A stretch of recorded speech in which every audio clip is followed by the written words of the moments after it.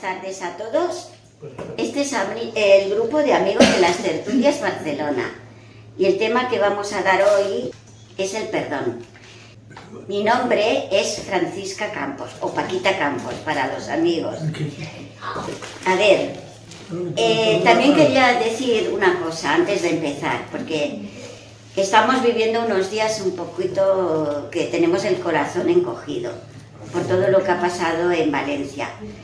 Y yo, por mi parte, y yo creo que por todos vosotros también, pues vamos a darles el pésame y nos sentimos solidarizados con la desgracia que ha pasado allí, que espero que lo superen lo antes posible.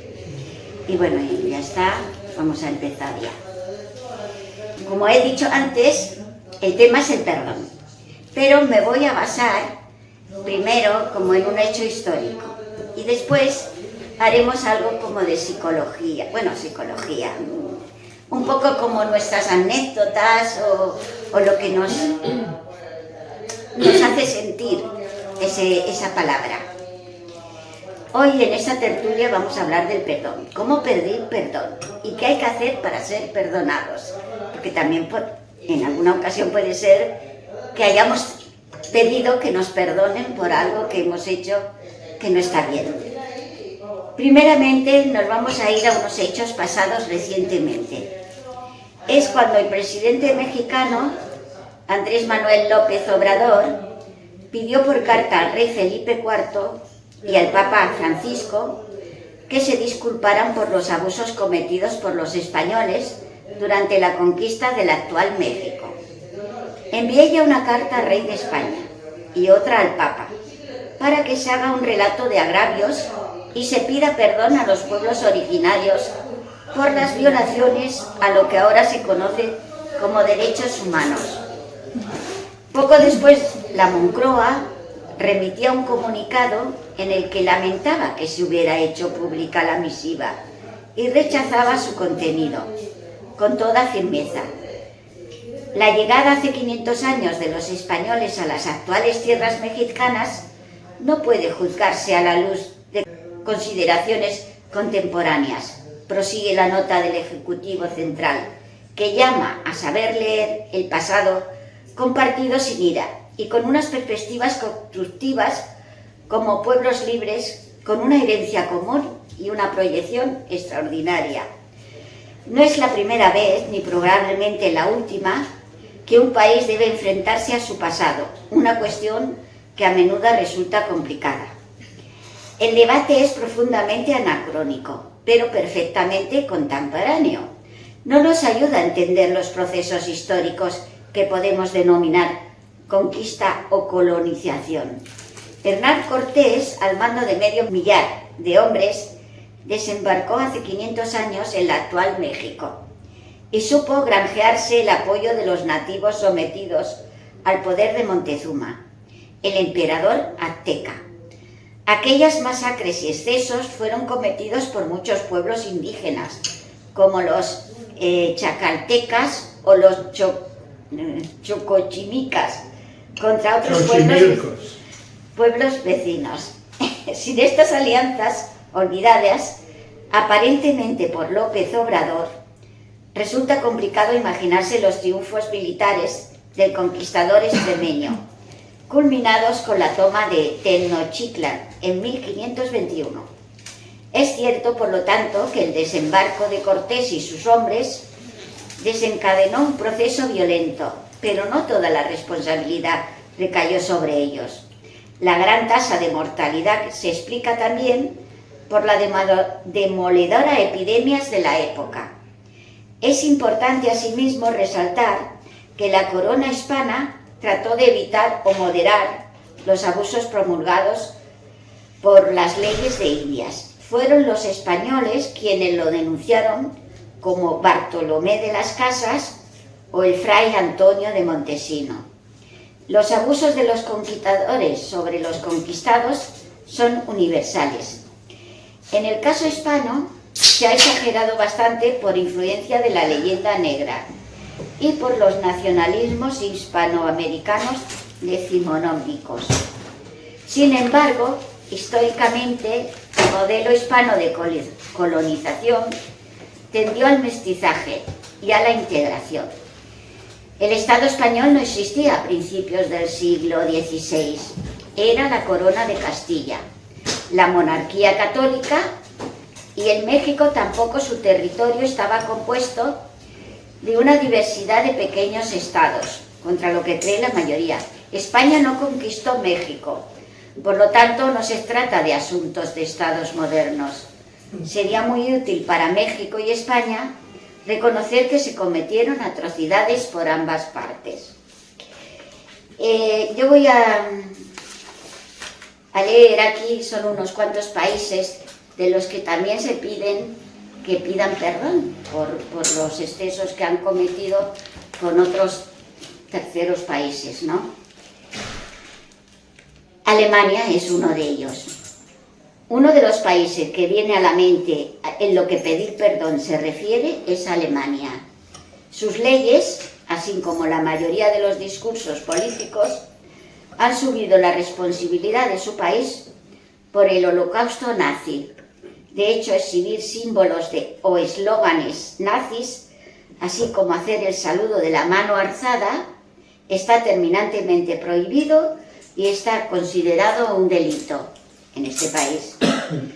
No obstante, resulta paradójico que no se implique del mismo modo con el exterminio de los pueblos Herero, Namá y San, en la actual Namibia, que ocurrió entre los años 1904 y 1908, y del que también es responsable.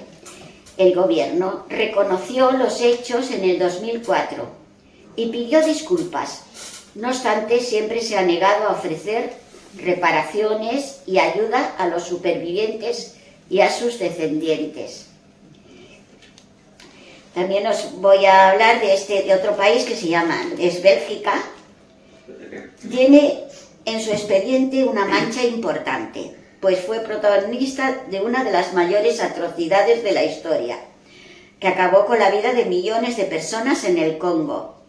El dato más escalofriante es que se logró reducir su población a la mitad en 50 años. Pese a esta evidencia, el gobierno jamás ha hecho una disculpa pública. De hecho, el principal responsable de estos oscuros hechos fue el rey Leopoldo. Continúa muy presente en el país, pues luce en varios monumentos y museos dedicados al pasado colonial. El Vaticano también tendría que pedir perdón en algunas cosas. En algunas que otra ocasión, la Iglesia Católica se ha disculpado por algunos hechos pasados. En 2015, por ejemplo, durante una visita a Bolivia, el Papa Francisco se disculpó por la complicidad de la Iglesia en el salvajismo de muchos hechos de la conquista. No ha sido el único caso, pues. Recientemente, el pontífice también reconoció los atroces casos de pederastia cometidos en el seno de la Iglesia. Tiempo antes era Juan Pablo II quien pedía perdón por varias cuestiones, como la implicación de la Iglesia en la trata de esclavos africanos, por la pasividad ante el Holocausto o incluso tirando bastante más atrás por los ataques de los cruzados a Constantinopla en 1204, por la ejecución de Jan Hus en 1415 o por la quema de protestantes en las guerras de religión. Francia, tampoco se salva Francia. Uno de los casos más recientes de disculpa del país vecino lo protagonizó Emmanuel Macron, al reconocer las atrocidades cometidas por el ejército del país durante la guerra de Argelia. De hecho, ha sido la primera vez que se ha reconocido que se empleó la tortura. No es la única disculpa que protagonizó, pues un año antes admitía que la colonización francesa del norte de África fue un crimen contra la humanidad y aseguró que los responsables y descendientes deberían disculparse también con las víctimas, dando el primer paso. No obstante, tuvo que rectificar sus declaraciones después de que no sentaran bien sus palabras a los Pied Noi, los colonos franceses que se vieron obligados a abandonar Argelia en 1962. Bien noir. El Reino Unido ha sido responsable de verdaderas atrocidades, como la esclavitud o sus innumerables masacres en Jamaica, Irlanda, Irak, Tasmania, Malasia, Afganistán, África o la India. En este último existe un movimiento para exigir una disculpa oficial del gobierno británico, especialmente después de exportar todo el arroz disponible para el esfuerzo bélico durante la Segunda Guerra Mundial. Causó una terrible hambruna en Bengala en 1942. De momento el Reino Unido no ha pedido perdón por ello. Pese a todo, en otras ocasiones ha sabido echar un paso atrás. Por ejemplo, en el 2013 se disculpó con el pueblo Kikuyu de Kenia por los abusos a los que fueron sometidos durante la campaña contra insurgencia contra la guerrilla Mau Mau en los años 50. Llegamos a los Estados Unidos. No ha sido especialmente generoso con sus disculpas. Cuando Barack Obama visitó Hiroshima en 2016, eran muchas las personas que esperaban una disculpa por la bomba atómica que causó 166.000 muertes en esa ciudad y otras 80.000 en Nagasaki, pero no fue así. Sin embargo, en algunas ocasiones se ha sentido con el deber de pedir perdón. Por ejemplo, en 1988, el presidente Ronald Reagan firmó un acta en la que pedía perdón a los 120.000 americanos japoneses que estuvieron presos en campos de concentración durante la Segunda Guerra Mundial. Bueno, lo voy a dejar aquí porque si no es muy largo también con lo de pedir perdón de todos estos países, que seguro que hay muchos países que han hecho atrocidades y no han pedido perdón tampoco. Y voy a daros mi reflexión. Mi reflexión sobre este asunto histórico, el histórico es el de España, que como país tendría que pedir perdón, simbólicamente, por los abusos que se hicieron en aquella época. Y México tendría que conceder el perdón sin pedir nada a cambio. La nación que pide perdón se engrandece y muestra su respeto y reconciliación con el que le perdona. Perdonar no es fácil. Imaginemos que nos ponemos en la piel de unos padres que han perdido un hijo por culpa de un accidente en carretera, por ir el conductor borracho o por un acto terrorista. Si el culpable de estos hechos pidiera perdón, ¿le concederíamos ese perdón? También entre las parejas, cuando no funcionan, hay separaciones dolorosas. Hay veces que hay que perdonar para ir hacia adelante. Dejar atrás los resentimientos es una liberación y un regalo para sí mismo. También para el que quiere ser perdonado, tiene que tener un arrepentimiento sincero y reconocer el daño causado. Para terminar, me gustaría saber qué significa para vosotros el perdón y si alguna vez os pidieran perdón o fuisteis perdonados. Y por mí ya he terminado el tema de hoy, que es el perdón. Muchas gracias a todos. Muy bien. Te perdonamos. Sí, no hay nada que perdonarte. Bueno, lo he hecho lo mejor posible. Y me he intentado no alargar mucho la cosa, no sé cómo habrá quedado, cuántos minutos.